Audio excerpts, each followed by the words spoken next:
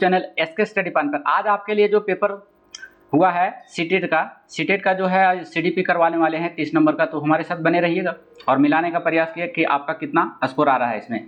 तो चलिए 7 जुलाई को आपका सीटेट एग्जाम था और आज संपन्न हो गया है, तो सभी मिलाने का प्रयास करेंगे। अगर हमारा वीडियो आपको अच्छा लगता है, हमारे चैनल पे आप नए हैं तो कृपया करके आपसे उम्मीद है कि हमारे चैनल को सब्सक्राइब करने का प्रयास करेंगे और लाइक करने का प्रयास करेंगे, क्योंकि आपके लाइक और सब्सक्राइब से हमें मोटिवेशन प्राप्त होता है। तो चलिए जल्दी जल्दी फटाफट मिलाने का प्रयास करिए। देखिए पहला क्वेश्चन आपका कहा जा रहा है कि छात्रों के विविध समूहों को पूरा करने के लिए निम्नलिखित में से कौन सा सांस्कृतिक रूप से उत्तरदायी शिक्षण की सही वर्णन करता है। तो देखिए शिक्षण की सही वर्णन करता है, इसमें सुविचारित और अनुकूलित और विभेदित, मानकीकृत इसमें नहीं होगा, इसलिए ऑप्शन नंबर आपका चला जाएगा। जिनका आप सही मारे हैं उनका सही यह आंसर है।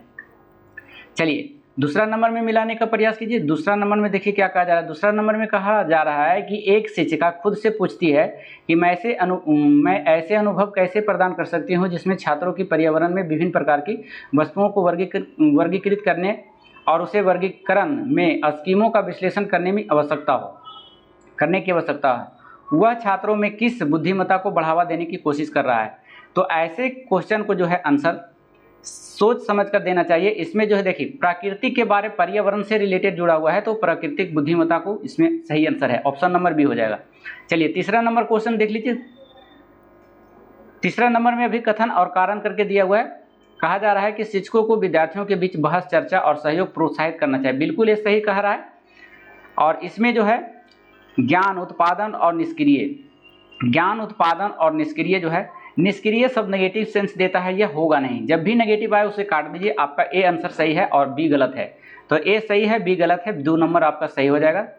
तीसरा नंबर में देख लीजिए। तीसरा नंबर में आपसे कहा जा रहा है, आपसे तीसरा नंबर का ही क्वेश्चन था, ये चौथा नंबर का देख लीजिए। चौथा नंबर में कहा जा रहा है आपसे कि स्कूल को उस ढांचे के भीतर कार्य करना चाहिए जो तैयार उत्पाद और सीखने के परिणामों को आकलन करते हैं। तो ये आपका सही है। और सीखना पक्के तौर पर अनुक्रमित और पदानुक्रमित होते हैं, ये भी आपका सही है। तो दोनों आपका सही हो जाएगा। ऑप्शन नंबर देखिए, ऑप्शन नंबर इसमें हो जाएगा आपका ढांचे के भीतर उत्पाद और सीखने के परिणामों का आकलन करता है। आपका आंसर 2 इसमें सही हो जाएगा। सही ए है लेकिन आर गलत। ये पक्के, देखिए पक्के तौर पर जो है नेगेटिव सेंस भी देता है और पॉजिटिव भी देता है, तो ये इसमें गलत माना जाएगा और ये आपका सही माना जाएगा। स्कूल के ढांचे के भीतर कार्य करना चाहिए, तो ये 2 आपका सही आंसर है। चलिए अगला क्वेश्चन है 5वां नंबर में देख लीजिए। 5वां नंबर में कहा जा रहा था कि सुनीता एक 12 वर्षीय लड़की विशेष संगीतमय क्षमता रखती है, माने गाने की शौकीन है, क्षमता रखती है। उसके माता पिता दोनों निपुण हैं गायक।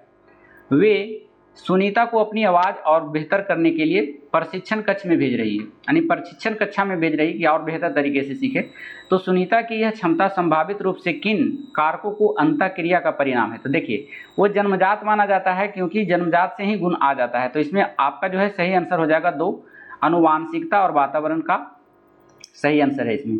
चलिए अगला 6 नंबर क्वेश्चन में देख लीजिए। 6 नंबर में क्या कहा जा रहा है कि पियाजे और वाइगोत्स्की के सिद्धांतों में एक प्रमुख समानता है। क्या समानता है? तो इसमें आंसर जो हो जाएगा 6 का 2 हो जाएगा। बच्चों की स्वयं की शिक्षा में संलग्नता और जुड़ाव, ये जो है आपका सटीक आंसर है। 6 का 2 मिलाने का प्रयास करेंगे आप लोग।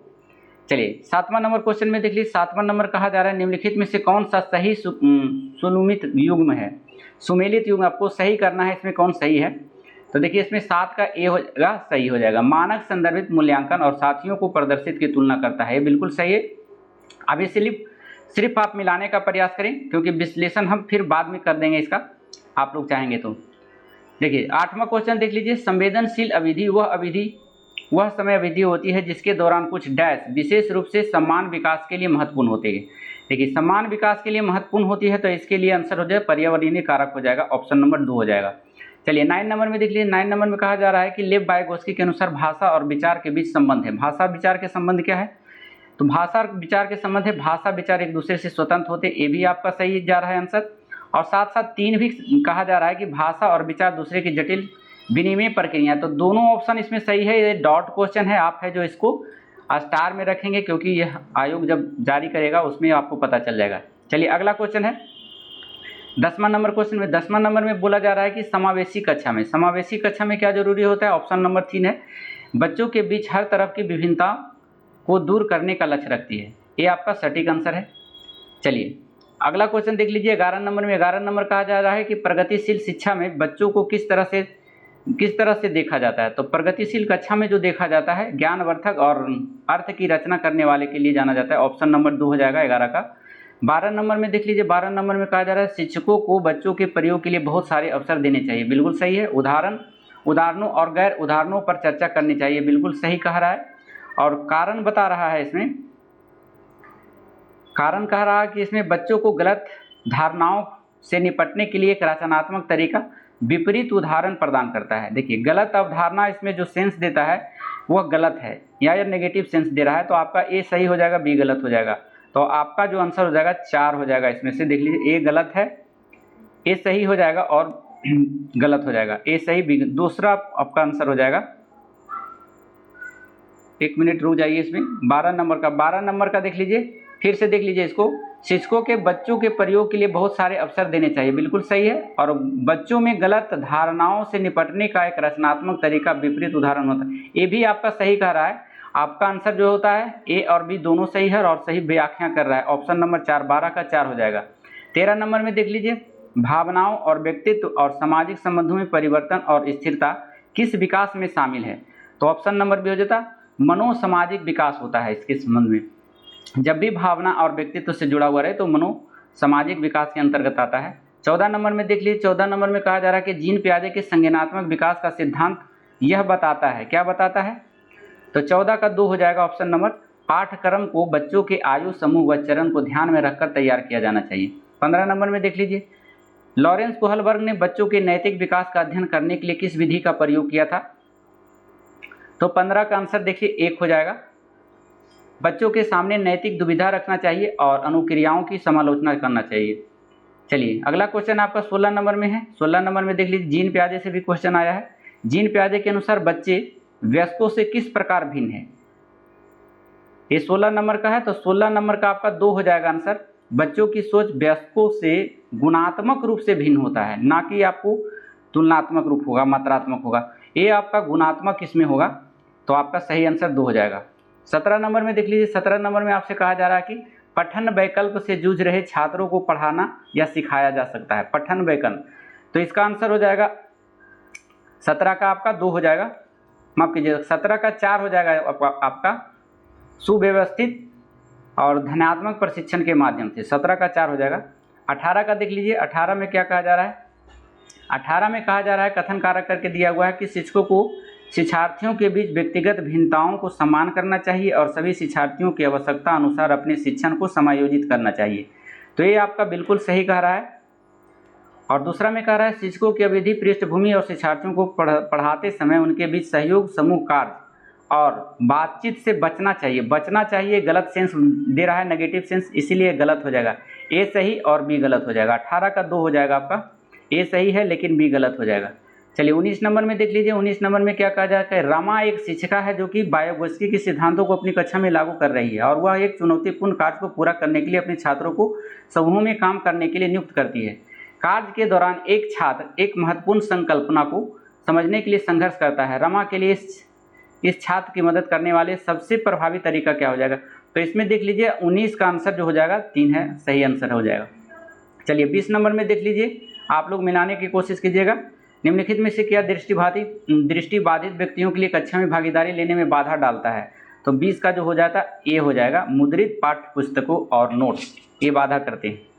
चलिए अगला क्वेश्चन 21 नंबर को देखिए। 21 नंबर में आप मिलाने का प्रयास करिएगा। महारत जब भी रहे, इसमें महारत हासिल करने के लक्ष्य निर्धारित करने में छात्रों की अभिप्रेरणा और योग्यता के बारे में विचार कैसे प्रभावित करता है।